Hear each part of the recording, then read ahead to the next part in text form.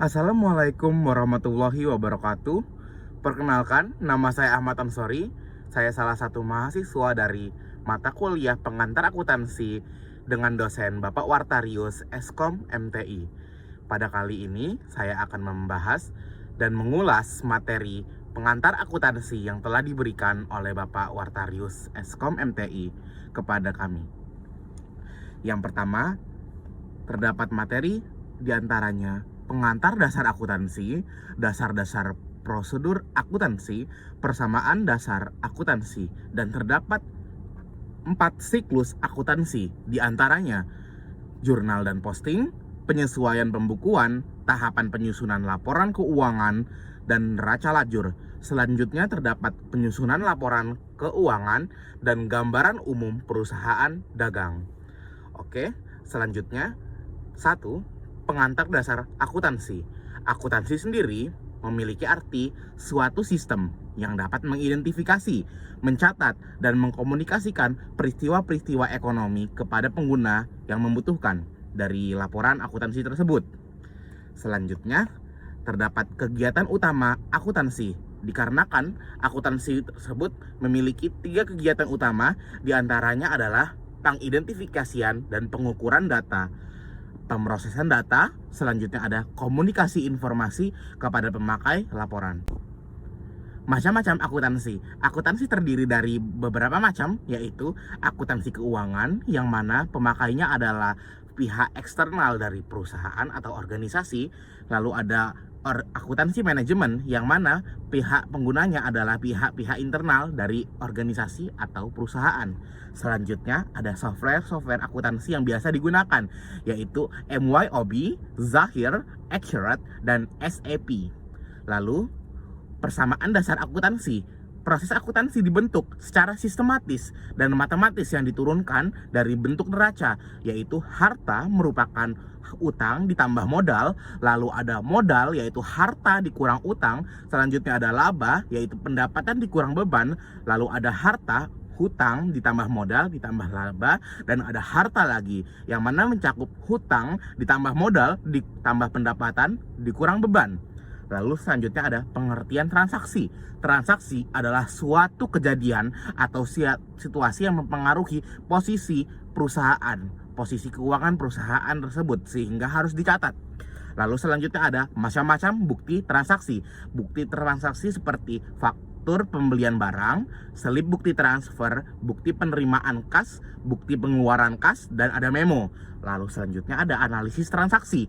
Analisis transaksi merupakan tahap awal yang harus dilakukan sebelum melakukan pencatatan transaksi. Di antaranya adalah apakah transaksi tersebut merupakan transaksi keuangan. Yang kedua, perkiraan apa yang dipengaruhi, apakah itu bertambah, berkurang, atau debit atau kredit. Selanjutnya ada berapa besar nilai yang akan dicatat dari transaksi tersebut.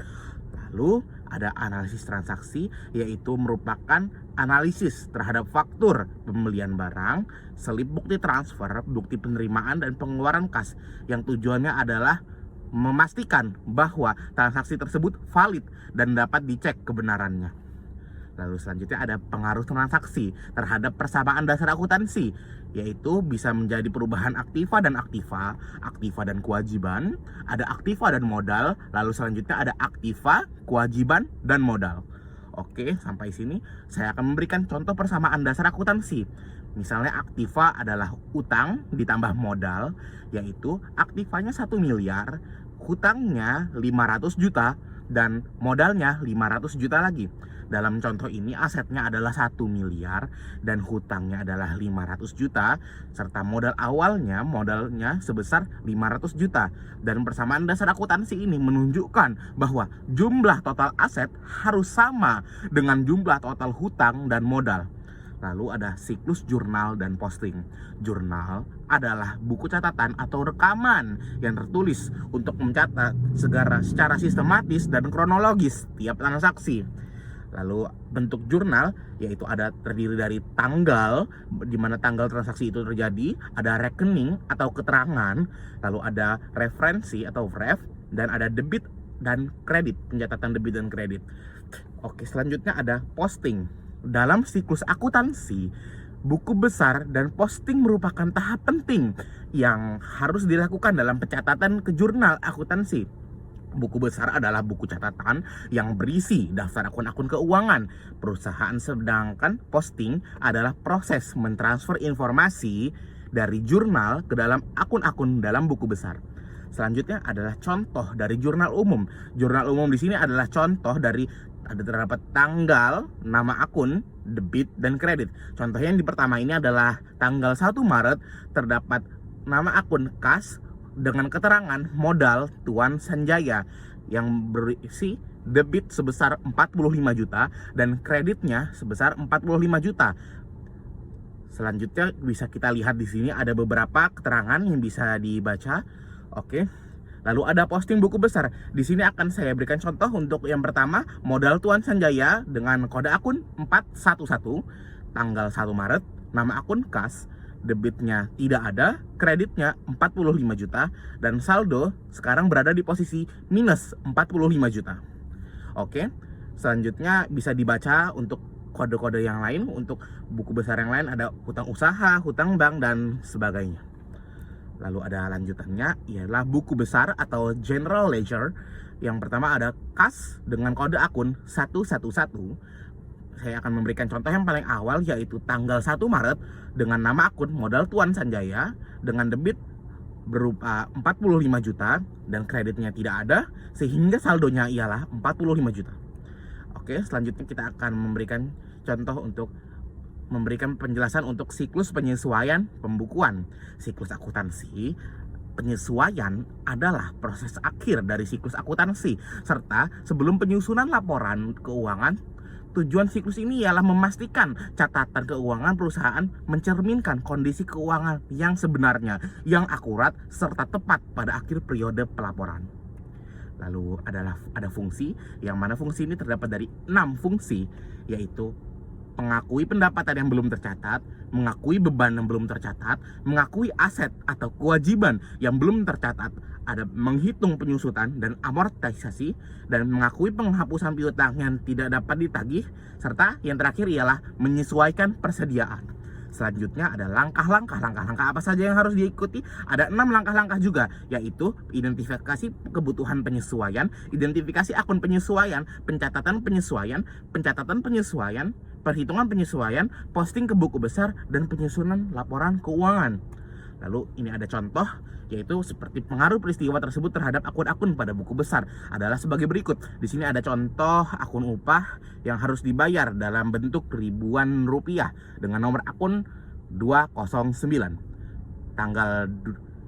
Pada Desember 2006, tanggal 31, terdapat keterangan beban upah dengan kode ref JP1 dengan debit kosong, tidak ada, dan kredit 200, sehingga saldo debit kosong dan saldo kredit 200.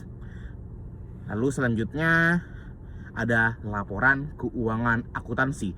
Tahapan penyusunan laporan keuangan meliputi dari 8 step. Di antaranya identifikasi pencatatan transaksi, memasukkan data ke dalam jurnal umum, mencatat transaksi ke dalam jurnal khusus, memindahkan ke dalam buku besar, penyesuaian akun-akun di buku besar, menutup akun-akun pendapatan dan biaya, menyusun laporan keuangan, dan analisis serta interpretasi. Lalu yang keenam ada neraca lajur. Neraca lajur atau worksheet adalah lembar kerja yang digunakan untuk mencatat atau meringkas akuntansi perusahaan dalam satu periode. Lalu ada tujuannya apa? Tujuannya untuk memudahkan penyusunan laporan keuangan. Lalu ada menjadi sarana menggolongkan atau meringkas informasi neraca saldo dan meminimalisir kesalahan. Lalu ada memperkirakan hal yang mungkin akan terjadi. Selanjutnya juga ada digunakan untuk meringkas data, mengevaluasi transaksi yang ada, sarana penyusunan laporan, prosedur perusahaan yang kredibel, melihat kegiatan harian perusahaan. Contohnya di sini ada perusahaan Jaya Setia untuk neraca lajur pada pertanggal 31 Desember 2020. Saya akan membacakan untuk nomor akun yang pertama saja, yang selanjutnya bisa dilihat di sini ada 110 untuk nama akun kas dan neraca saldo debit Rp312.000 dan kreditnya kosong. Lalu ada penyesuaiannya, debitnya tidak ada, kreditnya kosong juga. Neraca saldo setelah dikredit disesuaikan, debitnya menjadi Rp312.000 dan kreditnya kosong, serta ada laporan laba rugi yang dimana debit dan kreditnya di sini kosong, neracanya debit Rp312.000 dan kreditnya kosong. Untuk selanjutnya bisa dilihat di sini. Oke, lalu ada penyusunan laporan keuangan. Penyusunan laporan keuangan merupakan proses penting dalam akuntansi yang mana itu melibatkan pengumpulan, pengolahan, penyajian informasi suatu entitas keuangan. Oke, di sini ada studi kasusnya, yaitu PT ABC. Ialah perusahaan jasa teknologi yang beroperasi pada sektor IT. Perusahaan ini ingin menyusun laporan keuangan tahunan untuk tahun 2022. Berikut adalah informasi yang dibutuhkan. Yang pertama ada data keuangan pendapatan jasa tahunan 1 miliar rupiah, biaya operasional per tahun 600 juta rupiah, pendapatan bunga 10 juta rupiah, biaya bunga 5 juta rupiah, pajak penghasilan 30%, aset kas 100 juta, piutang usaha 200 juta, aset tetap 500 juta, kewajiban hutang dagang 50 juta, hutang bank 150 juta. Dengan informasi di atas kita dapat menyusun laporan keuangan, yaitu seperti berikut. Oke, terima kasih banyak telah menyimak dan mana pula mendengarkan penjelasan saya atas materi pengantar akuntansi yang telah diajarkan oleh Bapak Wartarius Eskom MTI untuk mata kuliah pengantar akuntansi. Saya Ahmad Anusori, izin undur diri. Sekian, terima kasih. Wassalamualaikum warahmatullahi wabarakatuh.